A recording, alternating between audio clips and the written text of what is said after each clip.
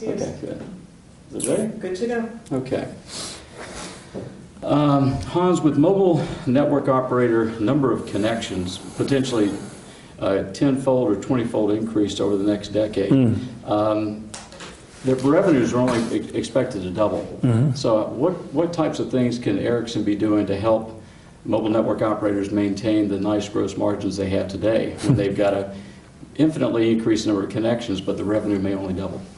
No, I think that intrinsic in the whole industry is, of course, that we're getting more and more efficient to deliver data, and we should. The cost should go down per bit, and that's what we're doing both with the Moore's law of the technology, and operators are giving bigger and bigger packages. That's one way, but that should not hinder that we're going to see a new way of working with the networks, and that's where we have sort of decided in our strategic investment that we have 3 layers. One is the network as such, because it has to be more intelligent when you have so much more devices, so much more data users and data use cases compared to today.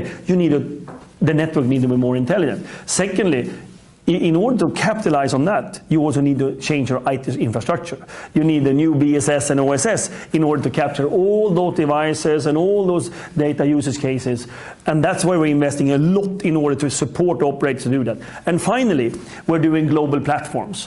Platforms like the multi-screen IPTV and all of that, so you can monetize the data and video link, the video in the networks. We're doing mobile payments platforms. We're doing machine-to-machine platforms. So we're trying to use our scale to bring down the cost of those platforms where they're going to monetize. But on the same time, you need to sophisticate the network, and you need to have an IT infrastructure supporting it. So I think that's the 3 parts that we are doing in order to support operators. And finally, we're supporting them to take out cost. I mean, our managed services business that today is covering 1 billion subscribers in the world, which we are managing the network, is of course a way to use our scale to bring down the cost of the operations, and we are doing it on a multi-scale and multi-operator environment.